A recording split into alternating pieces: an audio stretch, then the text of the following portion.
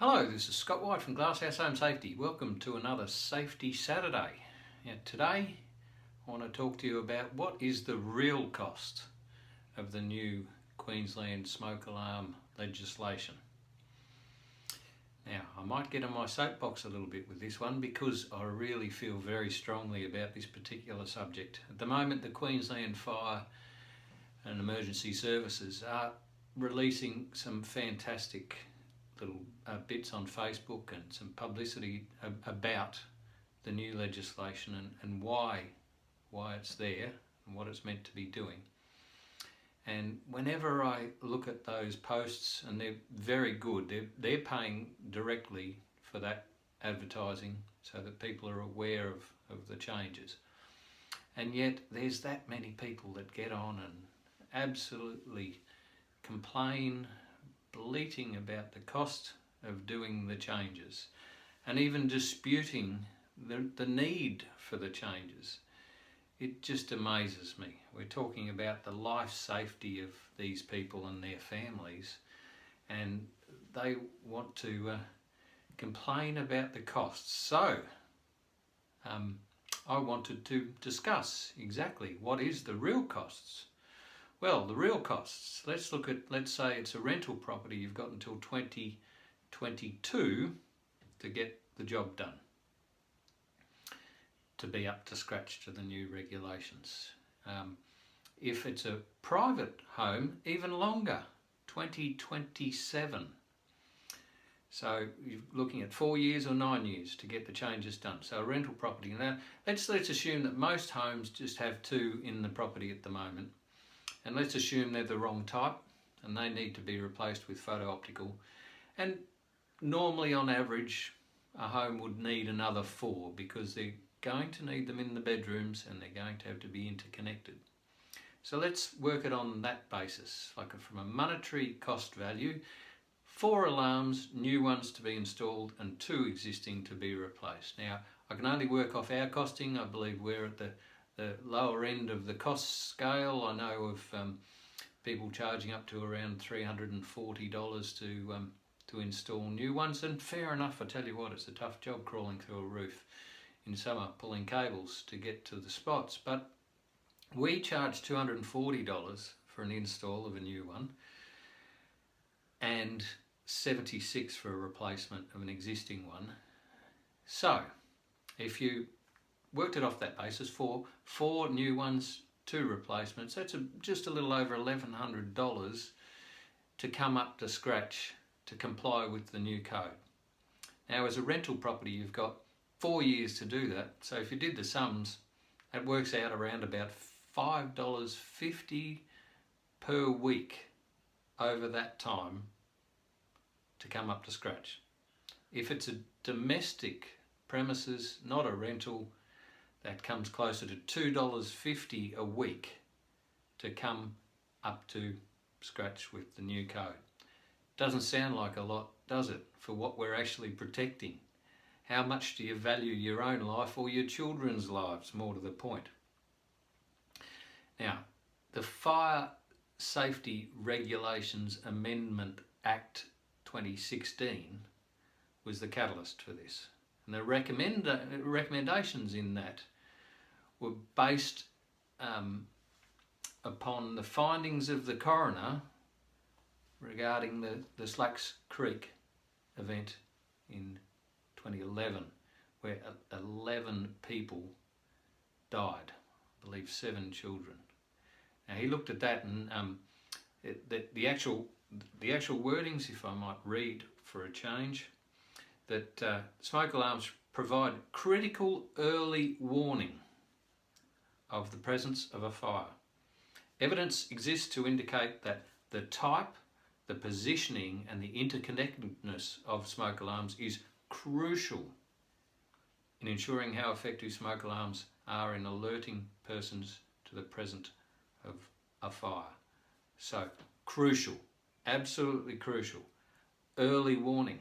These are key words in here. The type, the positioning and interconnectedness.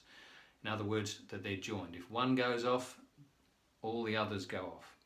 I can't believe how many people are complaining about that. Oh, that's going to be so annoying, the noise. That's the idea. That's the idea. If the child has one in their bedroom and it goes off, yours will go off to wake you up. It makes sense. It is totally needed. These measures are supported by Queensland Fire and as providing best practice. Okay, so that's what we're talking about. We're talking about findings from expert people that have decided that if you don't have the right type in the right position and interconnected, your risks are a lot higher. And when they talk about type, they're talking about ionisation going to photo-optical.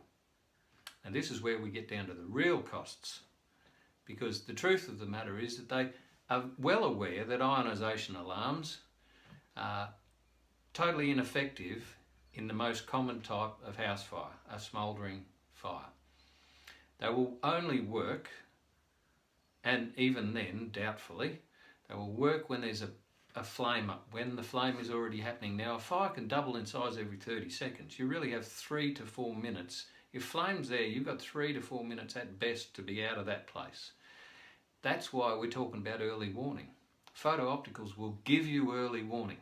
There's still a lot of flat earth people out there that don't believe this and want to argue the point that ionisation alarms actually see invisible smoke. It's just rubbish, absolute rubbish. They don't see anything at all. Ionised particles from a flame will set them off.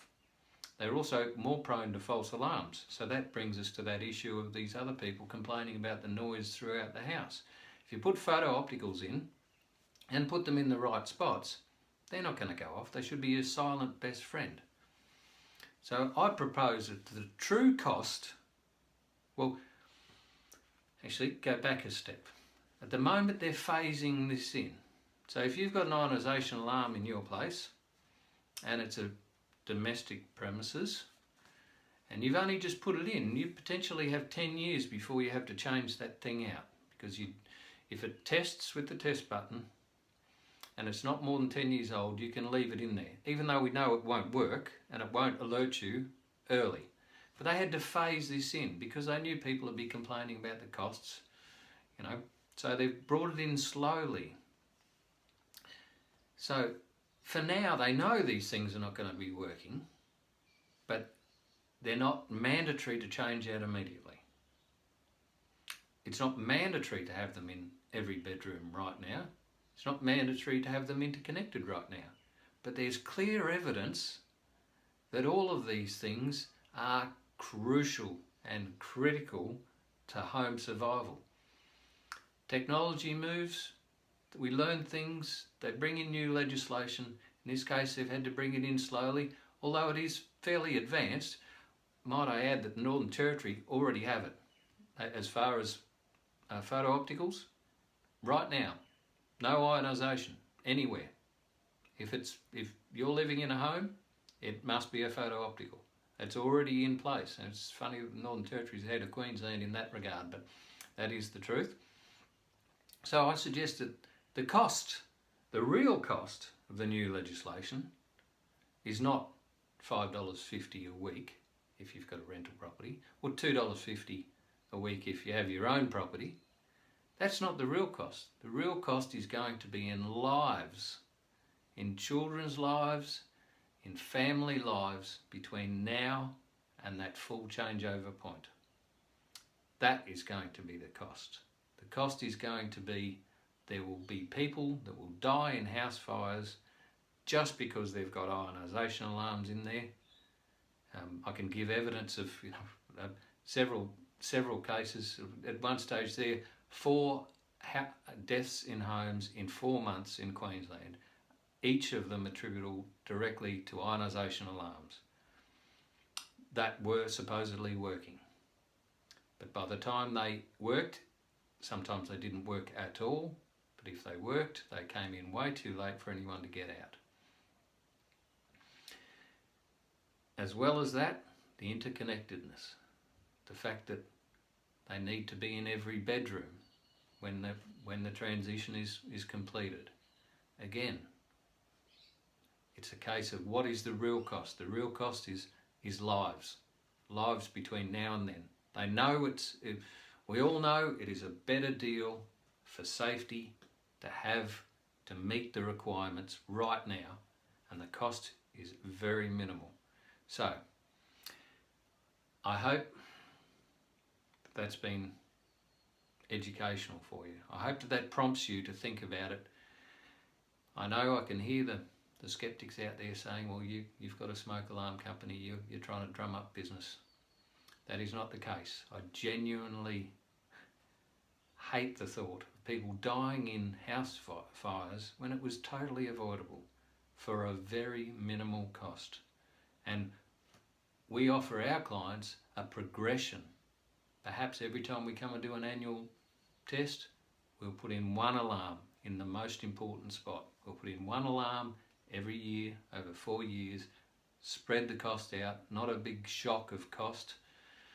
I can see that there's going to be a lot of people that are going to wait until the last minute, and supply and demand. There will be a lot higher cost to pay financially if you leave it until the last minute.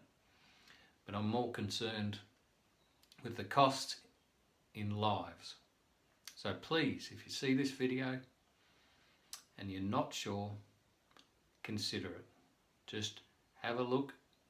We've got videos on how you can tell whether a device is an ionisation or not. If you can afford it progressively, I suggest meeting the new code early.